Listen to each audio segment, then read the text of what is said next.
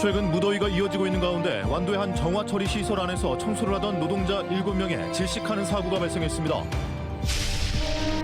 일본 오염수 방류 시기가 임박하면서 소금이 품귀 현상을 빚고 있는 가운데 신안군이 김장철까지는 천일염 공급량이 부족하지 않을 것이라고 밝혔습니다. 일선 학교에 배움터 지킴이가 배치돼 있지만 근무 시간이 짧다 보니 공백 시간이 발생하고 있습니다.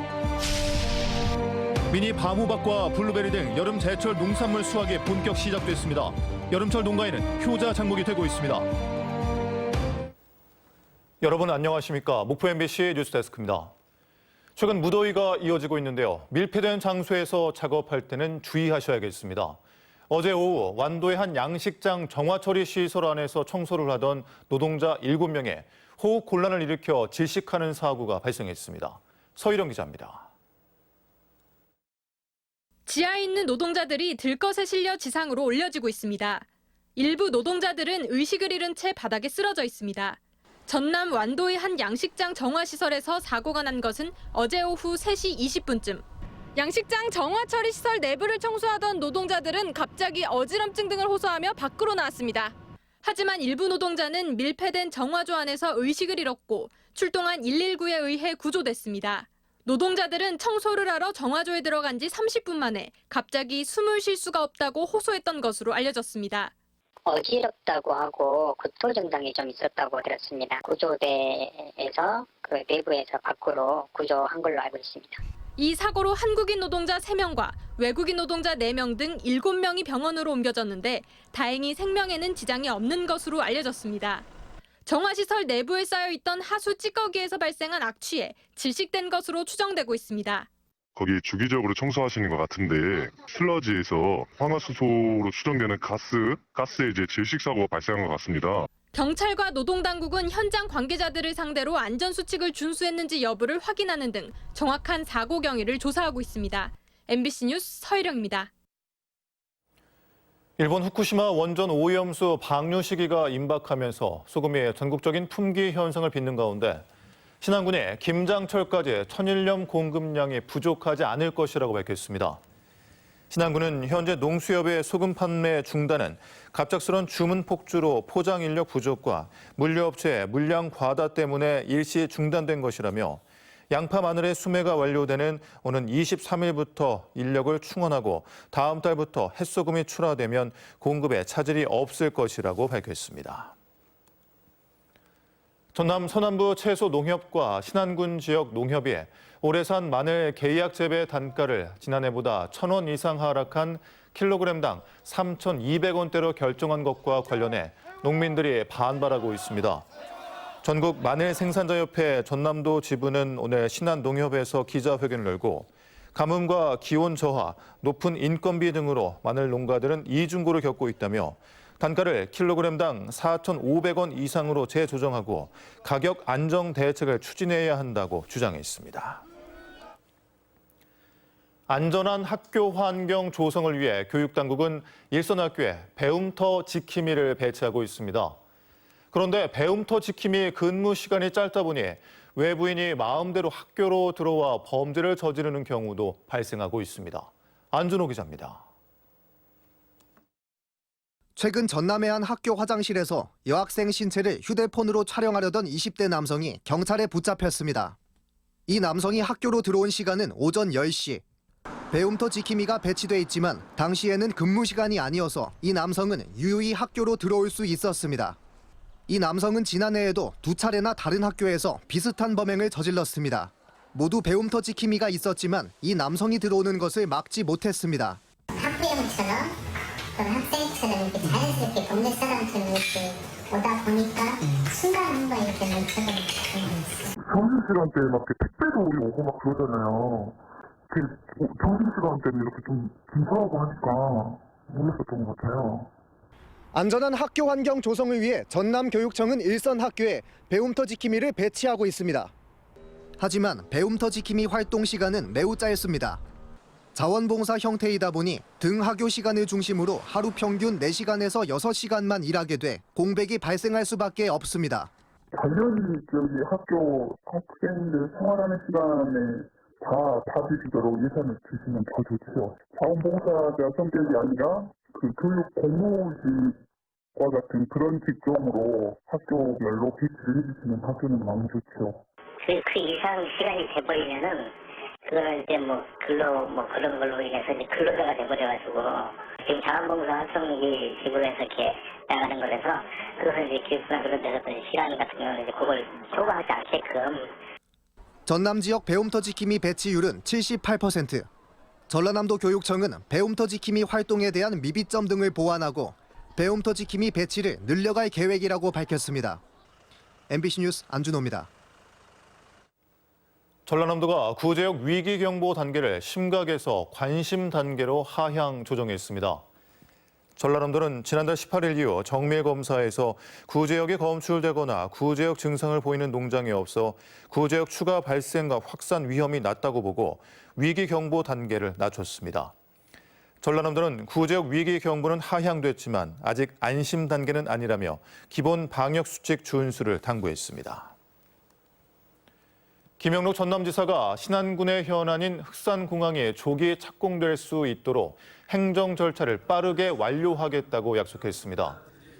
김 지사는 신안군 도민과의 대화에서 흑산공항 개항과 연륙 연도교 완성으로 신안군은 정주 여건 개선과 관광 분야에서도 크게 성장할 것이라고 밝혔습니다.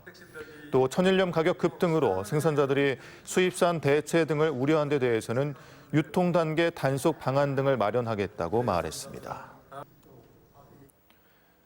공중 재배하는 미니 바모박과 블루베리 등 여름 제철 농산물 수확이 본격 시작됐습니다. 여름 한철 농가에 큰 소득을 올리는 특화 작목 재배 현장을 신광하 기자가 보도합니다. 한낮의 기온이 30도에 달하는 뜨거운 날이 이어지면 비닐하우스는 호박잎으로 무성해집니다.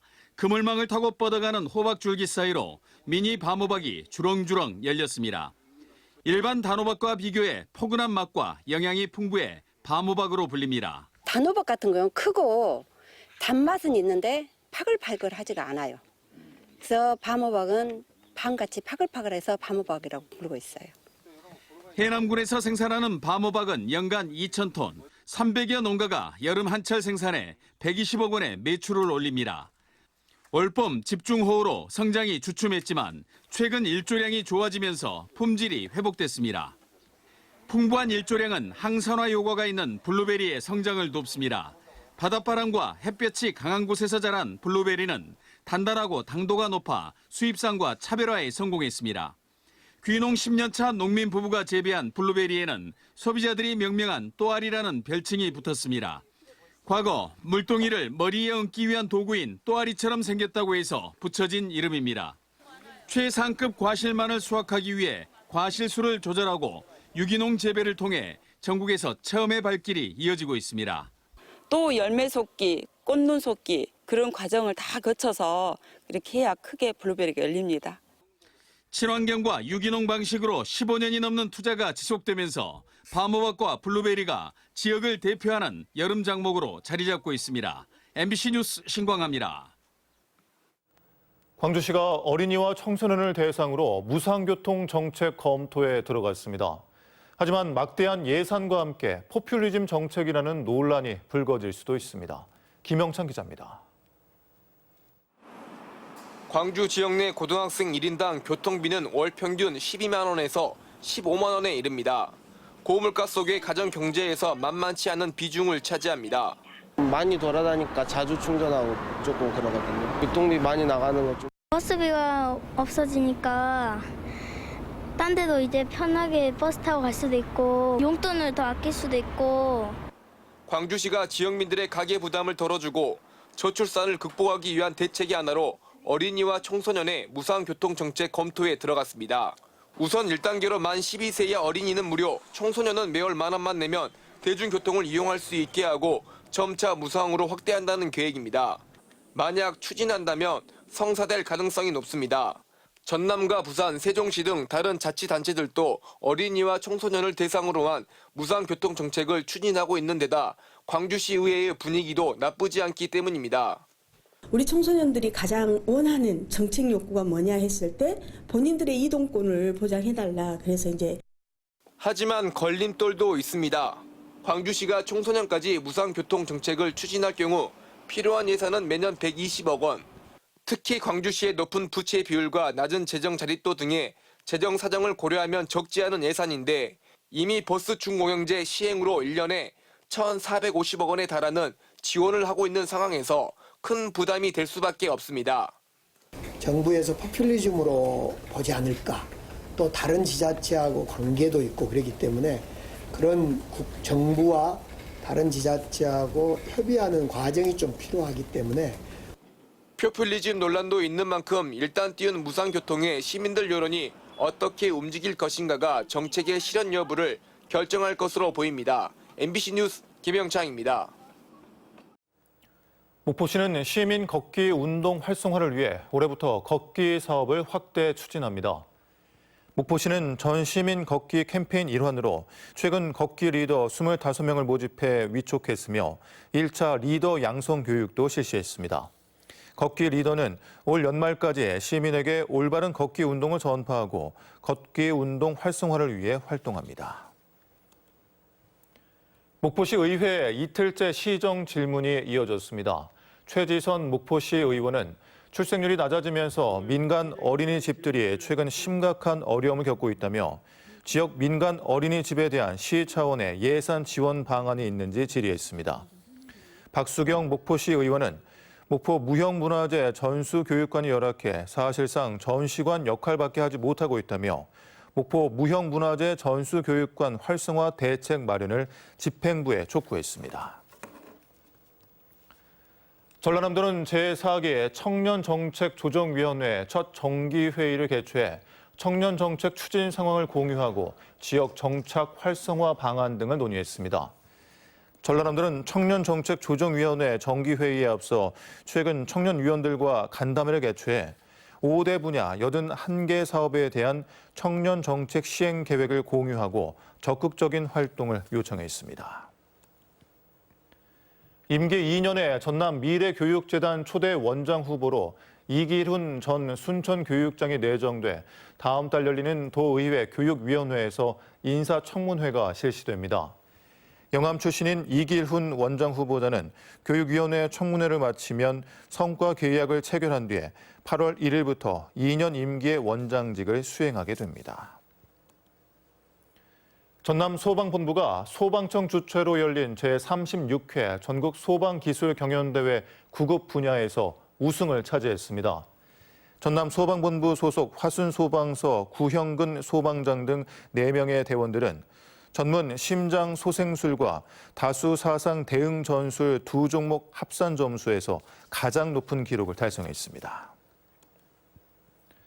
완도농협과 진도농협은 오늘 진도군청에서 고향사랑 기부금 상호 기탁식을 갖고 고향사랑 기부금 1,000만 원을 진도군에 기탁했습니다. 완도 진도농협은 임직원 100여 명의 고향사랑 기부금 모집에 참여해 상호 기탁을 결의했으며 다음 달 4일에는 완도군청을 방문해 기탁식을 가질 예정입니다.